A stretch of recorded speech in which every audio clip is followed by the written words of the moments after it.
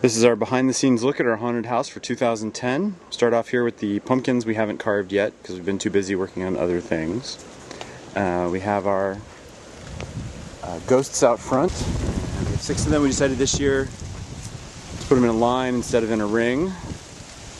We've got our inflatable cat over there and our inflatable gargoyles over there on the other side of the driveway.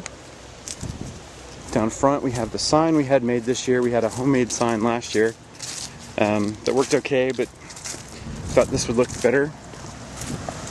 So here it is. We got it strung up on ropes. We had that made online. It's pretty easy.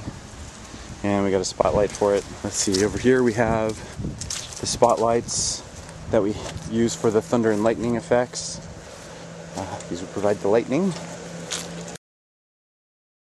First thing we have is a talking skull. That's a new gizmo this year. He's sitting on a little wooden table with a pile of bones around him. We have a little right here. Let's see. Yeah, right there we have a little spotlight that shines on him, so he's not in the shadows too much. Underneath him, in the back, here we're looking behind the skeleton. We can see the CD player and maybe see the speakers in there. We have a CD player down in there that has his audio and some speakers. Nothing actually comes out of his mouth. In the back we have the beloved tombstone that we made last year. Let's see, there we go. And that's all made out of large pieces of insulation foam. The foam board's a couple inches thick. A wig head, a wig, a dress, wire mesh body, lots and lots of monster mud and paint, and the hands are carved out of clay. And then our new thing this year is we're doing a Pepper's Ghost, and you can see up there, you can see the frame that actually holds the plexiglass, and you can see a little reflection of the plexiglass there. And then around the corner, where no one can see, we have the marquee, and so it's a costume and a large stuffed, basically a giant rag doll that's 6 feet tall. And then we have a mask on his face and a wig on his head. And when this light here lights up, it shines on him, and it reflects in the plexiglass, and it looks like a ghost behind the beloved. It works pretty well. We'll see it later tonight. Let's see. And then one more thing before we go in, we have our sign, the Demented Dungeon sign that we made several years ago. That's made out of foam board insulation as well, carved with a Dremel. And then lots and lots of support bits in the back to hold it all together. And we go into the haunted house. And let's see, so we have all the streamers, we have several decorations. We have these threads that hang down. Those are actually very effective. Probably the biggest bang for the buck in the entire haunted house because it costs approximately nothing and people scream. See, you can't really see them here, can we? There we go. They're just threads stuck to pegboard and up above. And the great thing is that the taller you are, the more they affect you. And so we often see little kids walk through and hardly notice. And then their parents come in behind them and get spider webs in their face and they have no idea what's going on. So let's see, down here, it's not turned on at the moment, but we have a little sensor, and on the other side we have the reflector, and that triggers when someone walks through here into the spider web room. It triggers the black lights. They come on for a little while, and then they flicker and go out. Let's see, here we have our human-sized cocoon. Over here we have a giant spider, egg sac. On the ceiling we have lots of spider webs. So in the spider room we have a couple of big spiders. There's another one up here. The streamers are getting caught in the thread. Several black lights. Alright. And then in the next room we have our flying crank ghost. We bought that online a couple of years ago. It's very cool. It's running right now because the power for the inflatables outside is connected. This year the theme for around the flying crank ghost is the Well of Lost Souls. So we have the flying crank ghost, we have small little graveyard down here with just a couple of tombstones. We have a sign up here that says Well of Lost Souls. And then we have our bottomless pit, which we've had before. Let's see. Yeah, if I put... There we go. And so what we have is a one-way mirror on top, a regular mirror on the bottom, and then everything's reflected over and over and over again to make the shaft. That looks like it goes down forever and ever and ever. Okay, and through here we have our dungeon room. We have some weapons on the wall. We have our little golem up there chewing on a bone. Over on this side we have our vulture. Little head, some weapons on the wall, and so on. Just a few pretty static decorations. Just try to take up this space here. Our pirate, this glow-in-the-dark heart that's not currently on. Skeleton, big skeleton hanging from the ceiling by some chains. A couple other decorations up high. And then here we have the room. Next room we have the room I think we spent the most effort on this year. And this is sort of our centerpiece. The thing we have is our mad scientist. He's about 6 feet tall, and we've used him several years before.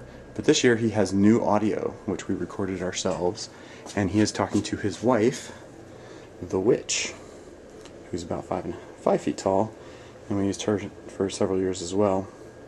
And they bicker back and forth. And then of course we have a couple new things. We have all their decorations and all their supplies up on the shelf. And then the plasma ball and the sound activated plasma glass there is new.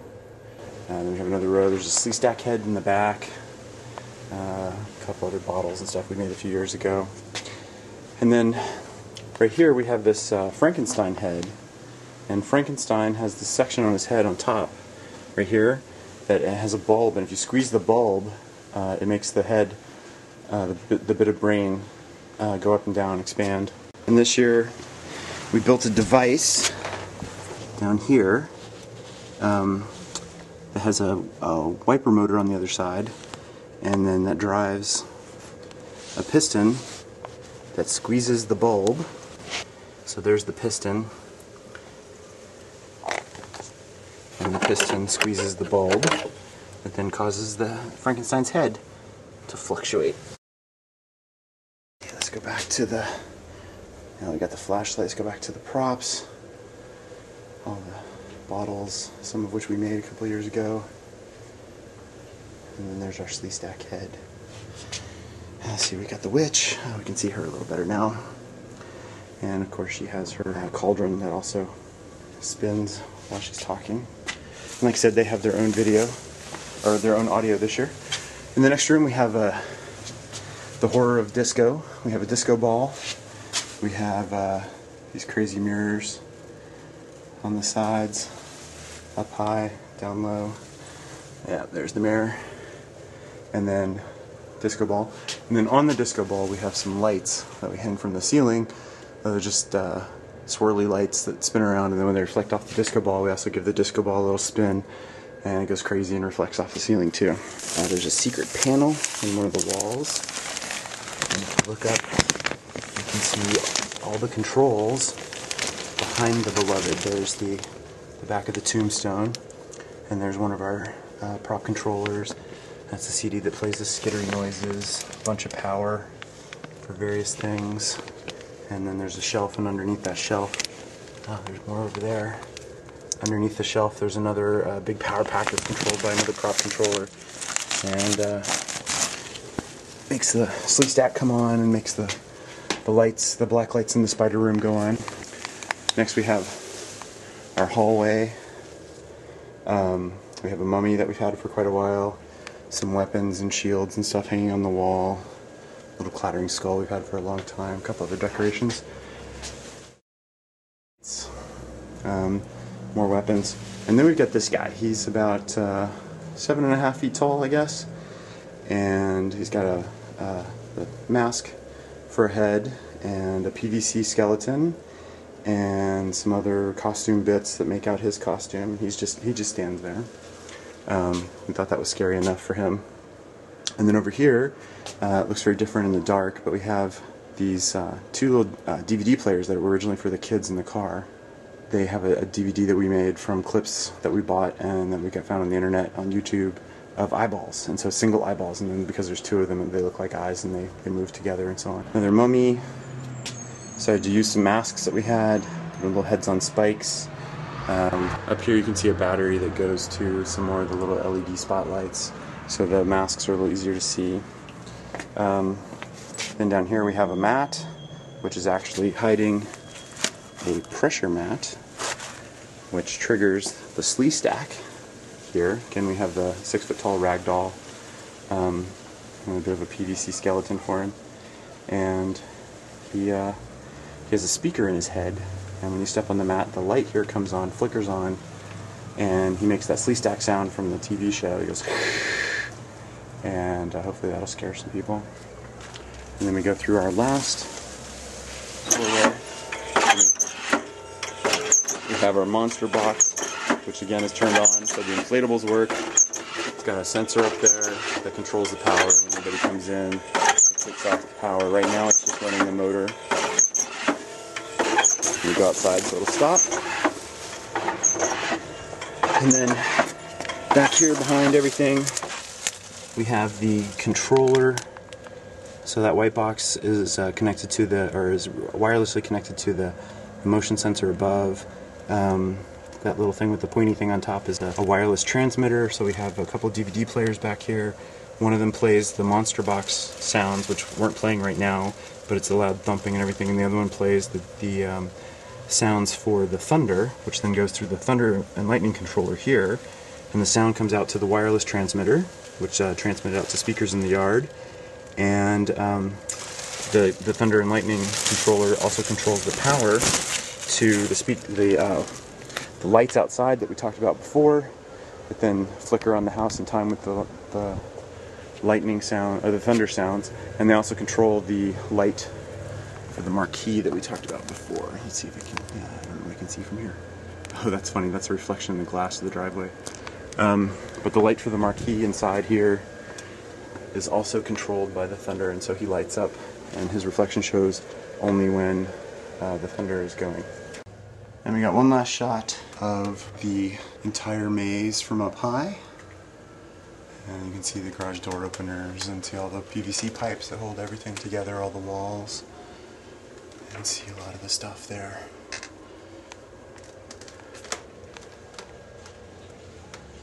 And the flying crank ghost, and then all of our garage stuff. That's the view from the top.